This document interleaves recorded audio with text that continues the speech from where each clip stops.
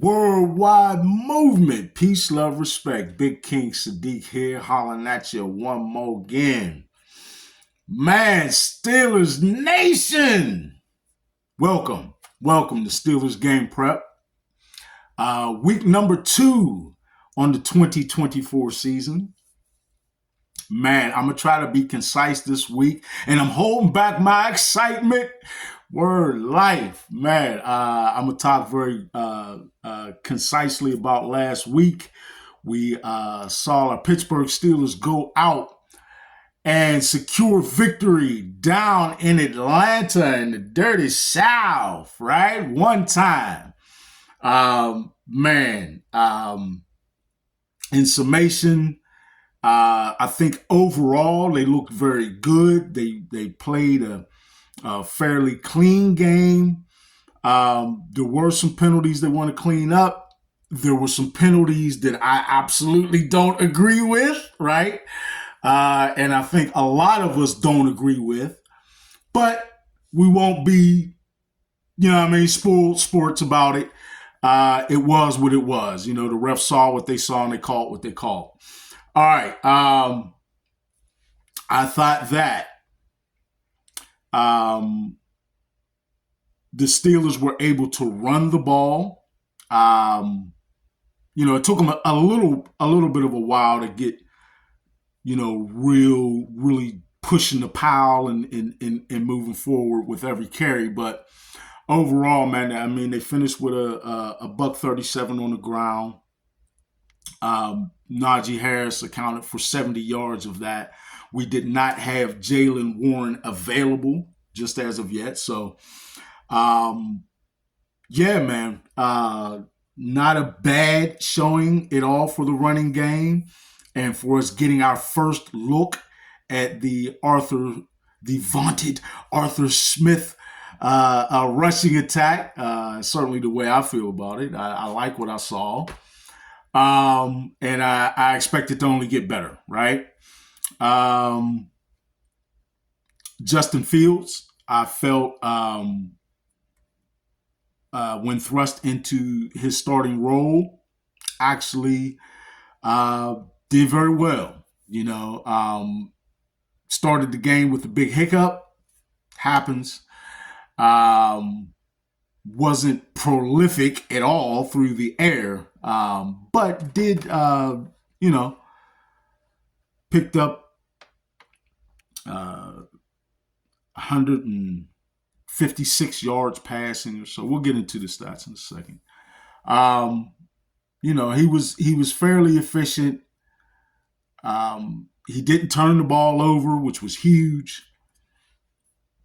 And he did pick up some timely first downs with his legs, and made a couple really nice connections with George Pickens. So, I mean, overall, like I said, I wasn't displeased with Justin at all.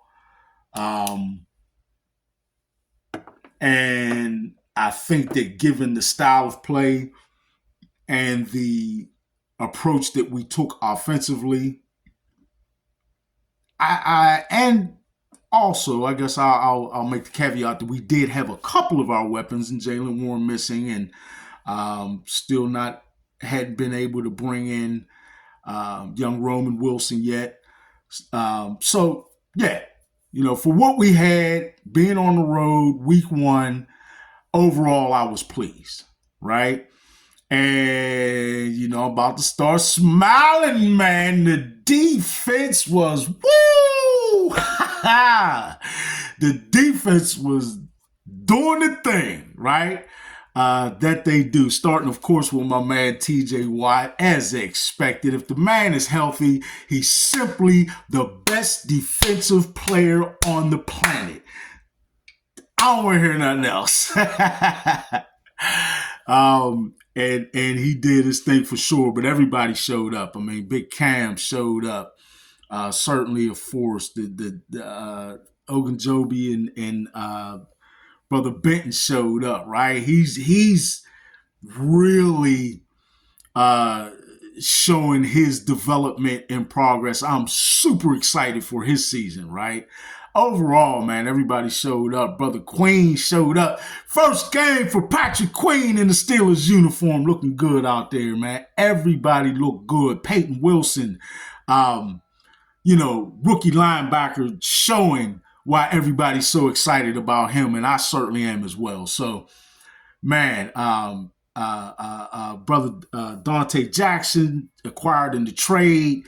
The cornerback showed up, got his first interception in the Steelers uniform. Shout out to Dante Jackson. Congratulations on that. Same in similar fashion, Deshaun Elliott, new Steelers safety, got himself an interception. First Steelers game. Shout out to him and congratulations on that. So, man, I mean, and JPJ, you didn't hear his name called much because he simply shut his side down again. Right? So, man, the Steelers defense looks fantastic and only poised to only improve, right? Moving forward. So, speaking of moving forward, we're going to do that. And I'm going to pivot myself just a bit as we pivot and start to talk a little bit about the Denver Broncos. Now, folks, before I go into that, we know that we were all set to see an emotionally charged sort of revenge game for Russell Wilson going back to Denver to face Sean Payton, who I felt like really was very disrespectful and unfair in the way he ran Russell out of town. But, nonetheless, it is what it is. We're playing the Denver Broncos today. Looks like, as I'm doing this sort of at the last minute by my standards, we sit about 4 hours away from game time, about 5 hours away from game time, excuse me. And it doesn't look like Russell Wilson's going to start, right? If he does, it'll be a surprise. I'll be smiling and cheering, right? But right now, it doesn't look like Russell Wilson's going to start, and that's fine. We got Justin Fields, like I said, did an admirable job last week, and I look for his game to only unfold more and more for him to get better. So now, understanding that we don't get the emotional matchup that we thought we were going to, we still can enjoy this game, and let's look at the matchup nonetheless, right? All right. So, what did we see out of we'll start with Denver, right? What did we see out of the rookie?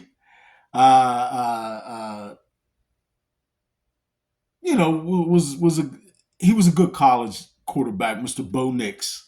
And I'll just go into what let's just go into what happened on the field last week. It was probably, by all standards, a less than stellar performance by Mr. Nix as the Denver Broncos battled the Seattle Seahawks in week 1.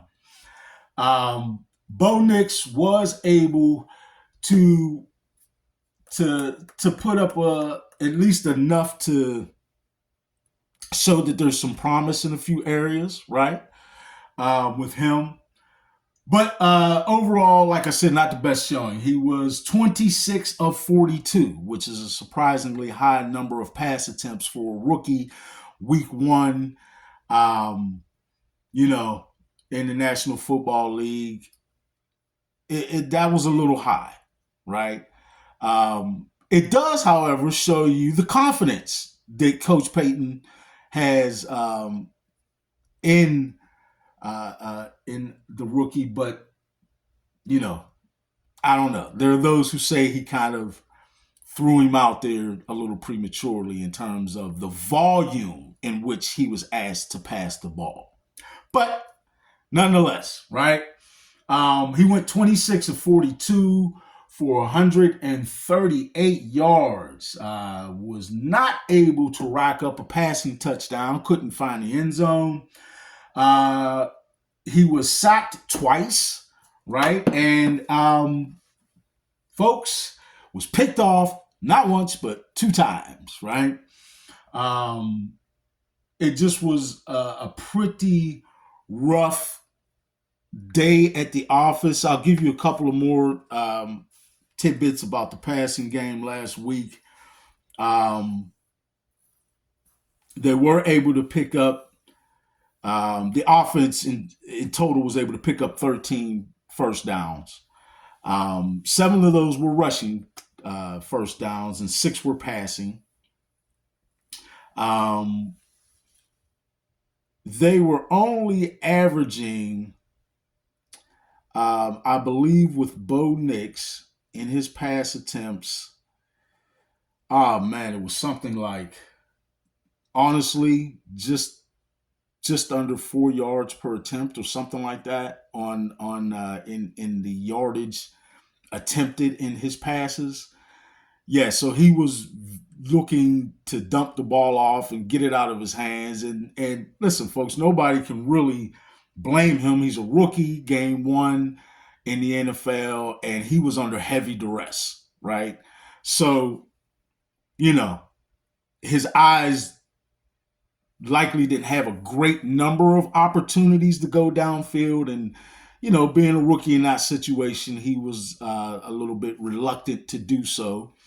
So on 42 attempts, he only racked up 138 yards. I let it go quiet purposely on that. Not laughing at the misfortune of the rookie, Mr. Bo Nix, but certainly not very impressive. But again, week one for rookie National Football League, no judgment.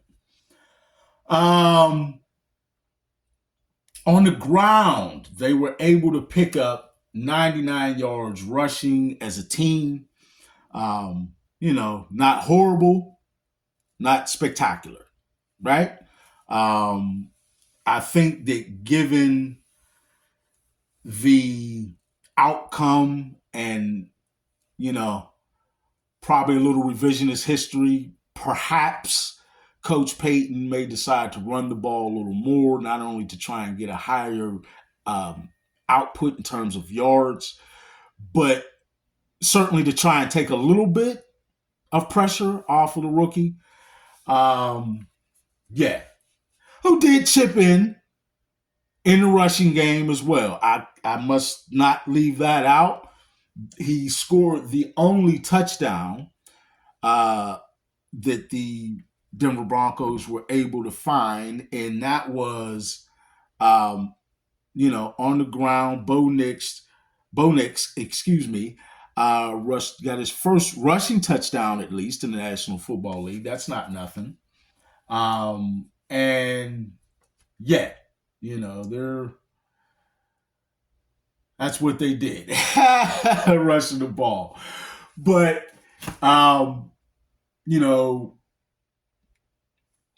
of those 138 yards receiving, their number one receiver, certainly last week, was Reynolds, who went 5 of 8 and caught the ball for 45 yards. Yeah. It was what it was.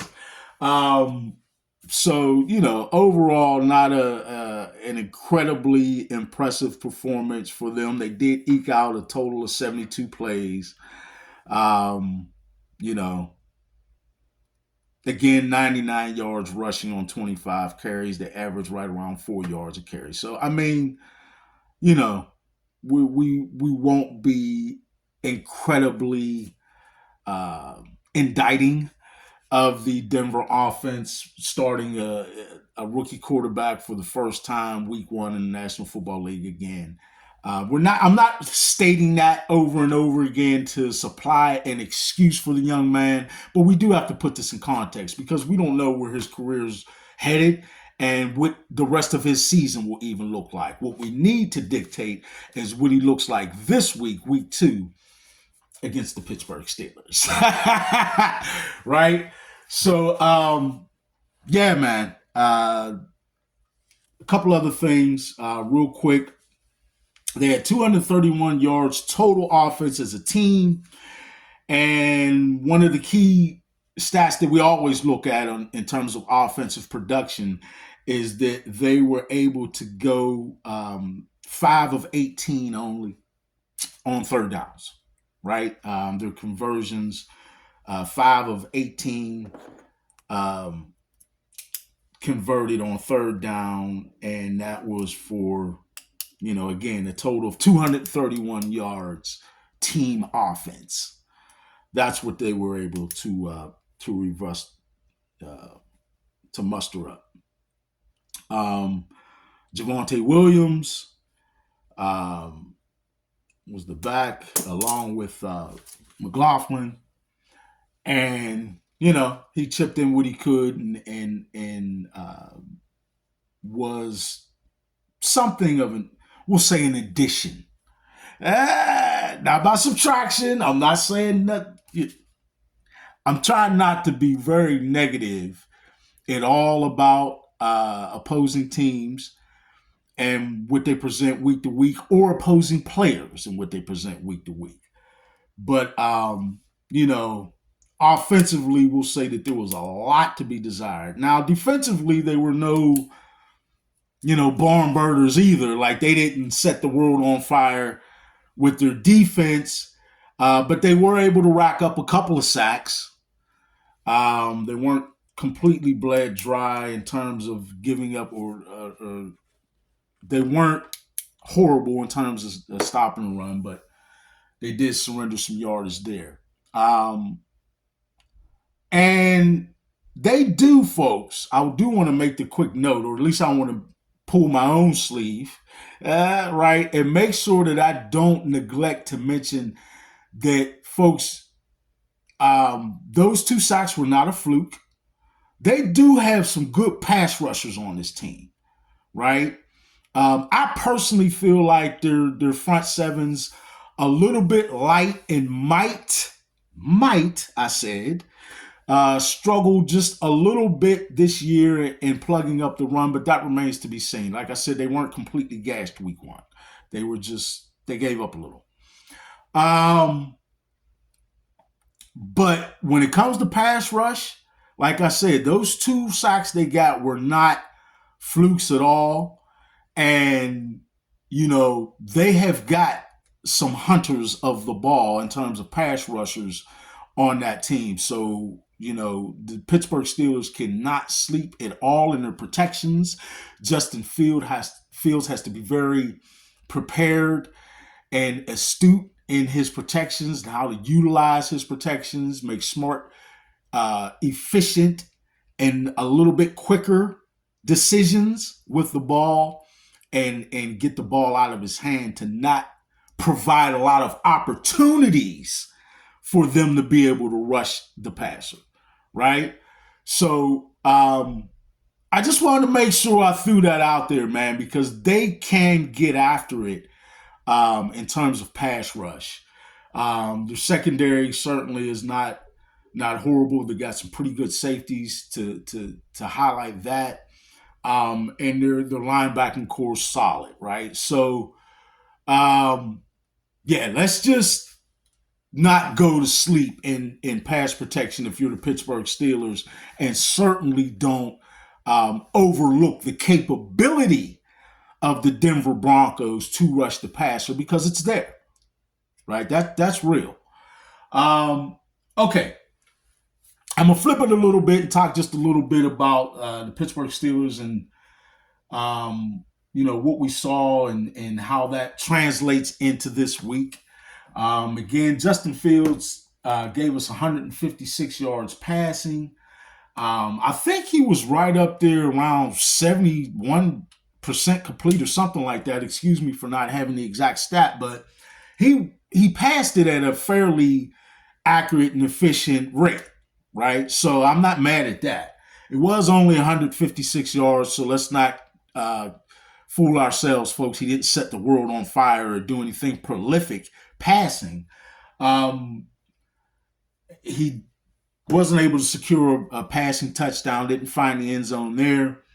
And conversely, though, also didn't throw any interceptions. So, it was a yeoman's job. It was serviceable like production at the quarterback position, and he did not put his team in harm's way by turning the ball over.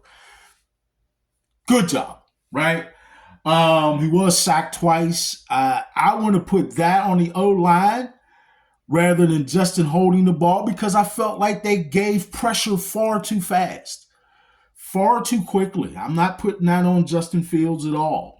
We know going into the year that the talk was that these were the two quarterbacks, those that we acquired, Russell Wilson and Justin Fields, that also led the league in sacks last year and held on to the ball a little bit too long, each of them respectively, right? So I think that that's something we were sort of on alert for going into the season and certainly this game.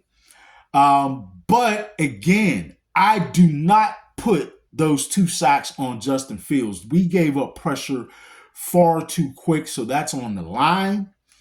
And I'm going to be watching closely for improvement in that category. Now, there is a little bit of a change to the line. We're going to see Troy Fautanu out there at right tackle this week in place of Broderick Jones. Broderick Jones, who's nursing some injuries of his own. Don't get down on Broderick Jones, folks, because of his struggles in week 1 and the fact that he's sitting in week 2. Don't at all. His rookie season was not a fluke. The man is not healthy, right? So he's got to get right.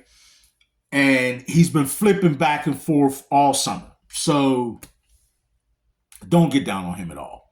Instead, be excited to see Troy Fautanu out there this week. And be very excited that so far, we have to be pretty happy with Dan Moore Jr.'s production as the left tackle. He didn't play bad at all in week 1. I know what we'll say about him last year and the totality of his NFL career so far, but I personally felt like he played a pretty clean game, right? And is deserving of a start in week 2. I'm going to say that. All right. Since we did give some mention to the offensive line, they were pretty good in the running game. They didn't knock my socks off. They weren't just blowing people off the ball, but they did a slightly more than serviceable job run blocking.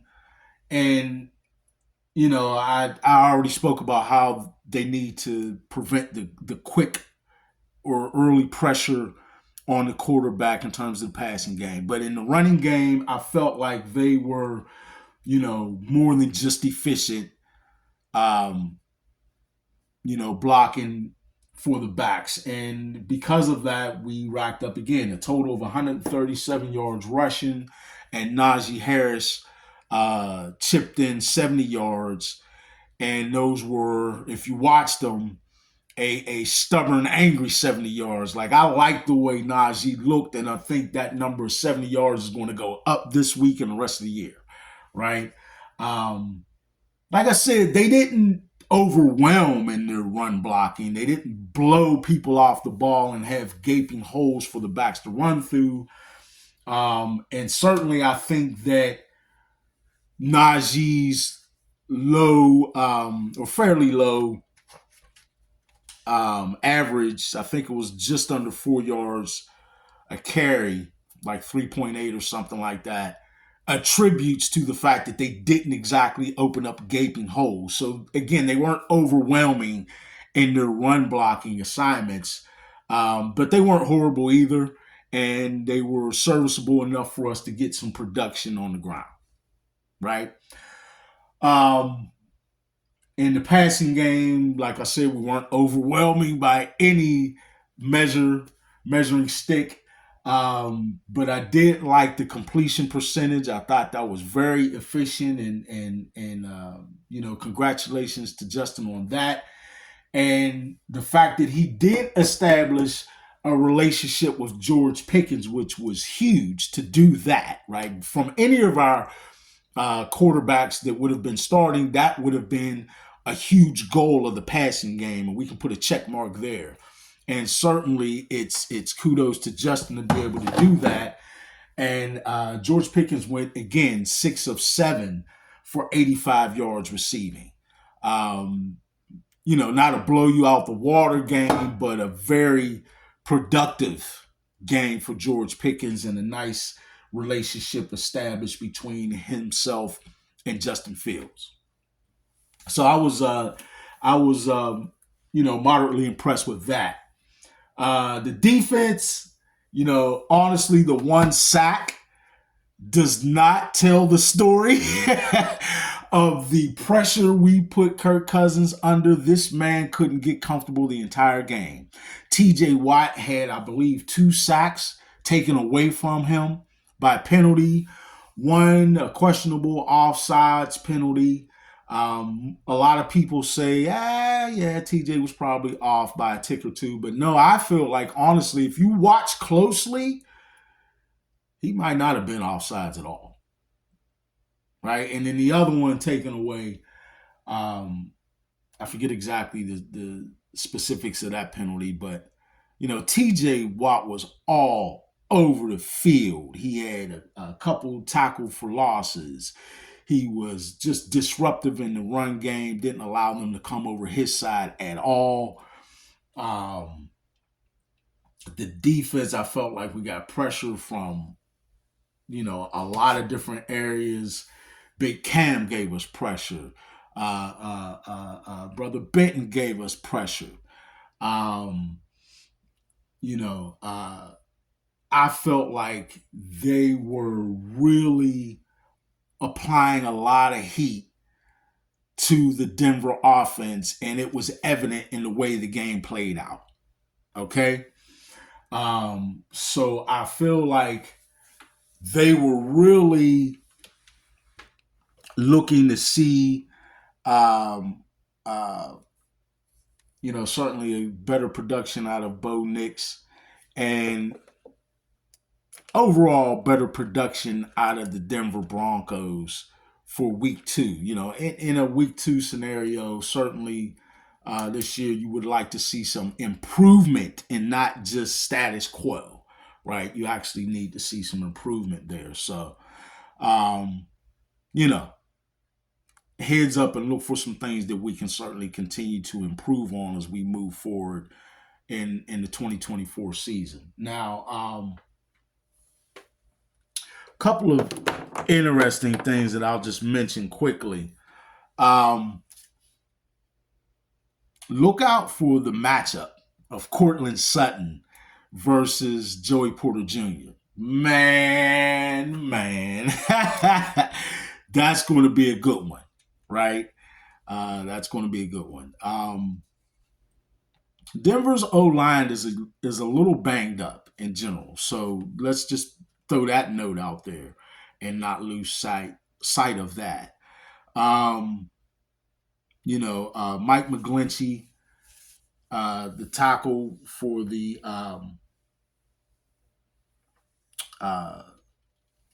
opposing team here for the Denver Broncos is, not a horrible player, at all, but certainly not a 5-star player, right? A guy who's got still a lot of growth left yet to sort of acquire under his belt. But with that being said, I think in this game, Denver looks to take at least a couple of more shots downfield to loosen up the defensive front of the Pittsburgh Steelers. For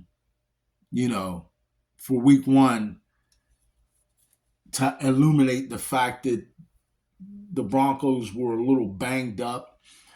We saw 2 of the top 3 Denver receivers were missing or banged up, right?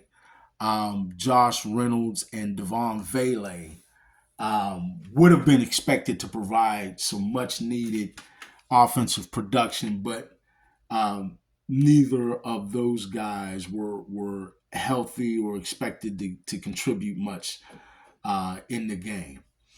Um, Certainly, Javonte Williams trying to get back to health. It's got a little bit of a ways to go.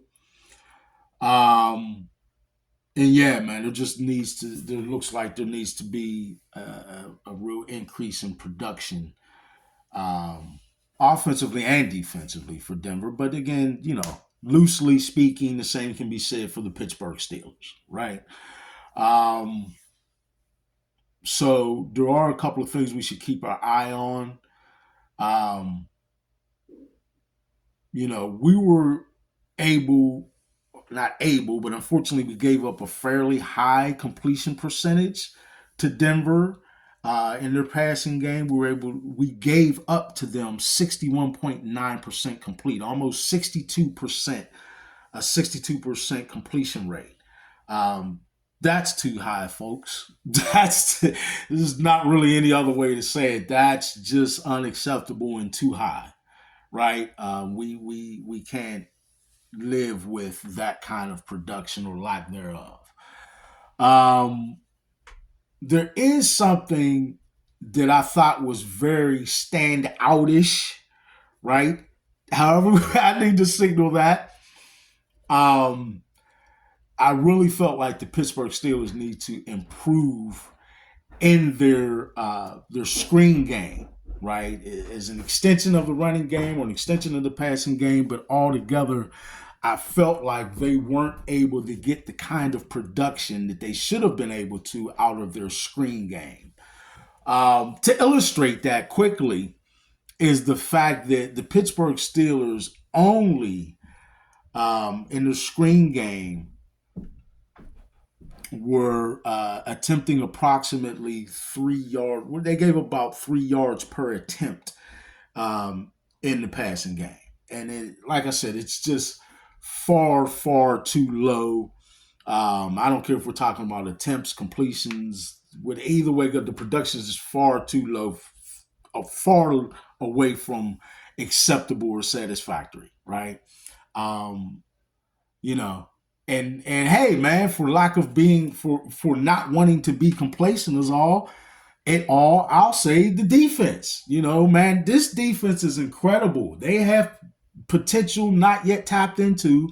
So I can see uptick in every category, sacks that we were able to secure, interceptions we were able to secure, the way we generally dominated the line of scrimmage, which I think we'll continue to do all year round. Yeah, man, there's a lot of fruit on the tree of Steelers football for us to eat yet. So, I don't want to rush to any conclusions or anything of that nature, but I do most certainly feel like this year the Pittsburgh Steelers have an excellent opportunity to be very productive, perhaps even surprisingly so. Right? All right, folks. There are a lot of things that we need to look at. I think that improving the screen game is going to be key and is going to be something that we need to pay close personal attention to. You know, how were we able to improve, right? For this year in terms of our screen game and then use it to our benefit so that we can, once we really have an effective screen game in our tool belt, so to speak, we can pull it out at any time. And that gives us just another area of prolification, of prolific production that we can start to open the offense out with. And what do I mean by that? I mean, if you have a really solid run game, that sets you up to get the defense sort of on their heels a little bit and unsure of what's happening. Because as you throw effective screens, what you're doing essentially is the most effective or efficient in terms of probability play that you can run in the passing game as a screen. So you're helping your passing game in that way. You're most likely getting your completion percentage up, right? And you are, like I said, putting the defense on their heels just a little bit in terms of being unsure of how they need to play, right? Or what they've got coming at them because they've geared up, obviously, to steer the run and had, uh, in all likelihood, at least some success in doing that because of their focus on it, right? So you want to kind of make them pay for that a little bit. Is sort of the mindset in offensive production there with the screen game. And I really help, or I think that it also helps the running game as well because, first you got them all geared up to stop the run. They start maybe making it a tough time to get yardage or to make it tough sledding as far as the run game. But then you get them all discombobulated with your screen game. And then you come back to your focus on the run game, right? You never throw away the run game, folks. Never. You just decide the best time to deploy it based on the ebbs and flows of the game, right? And the screen game is one way I feel that you can dictate those ebbs and flows to the defense. All right. I'm looking forward to this game, y'all. True indeed. It's a late kickoff, I believe 4:25. So I got to quell my early hypeness, and I'll enjoy watching the first game, and I'll have some takes from that that I'll process. But man, yeah, let's really enjoy this week number 2. Let's get behind Justin Fields, right, as he makes his second start while we send healing energy, right? Love and healing energy to brother Russ. And hopefully soon, Russell Wilson will make his debut as a Pittsburgh Steeler, and we'll see what things he can offer, right? And I'm excited to see that as well. But this week, we've got the Denver Broncos up versus our Pittsburgh Steelers. And I'm excited to see a number of things, right? I want to see some improvements. I didn't talk much about special teams, folks. Sadly, we lost our punter for the entire year. And he did a great job and gave us every reason to believe that we were going to see nothing but prolific production from him had he remained healthy and available for us for the year. We send him love and healing energy as well. And we welcome Brother Corliss Williams, I believe is the brother's name. And we welcome him back because he was on our practice squad and has some history with the team, and we certainly feel comfortable with him. So we jump behind him and we support him, and we look for good production there in the punting game. The kicking game, man, what can you say, right? Nobody beats the boss. Nobody beats the boss. What? Nobody beats the boss. I mean, that's just the way it is. The man has came through for the Steelers time and time and time again. Last week, certainly no exception. He came through 6 of 6. Huh? 6 of 6, including, I believe, 3 50-yard field goals, certainly 2. Right? One of them, 57 yards. I mean, the man was spectacular, and we just have no reason to worry. Let's keep him healthy. Say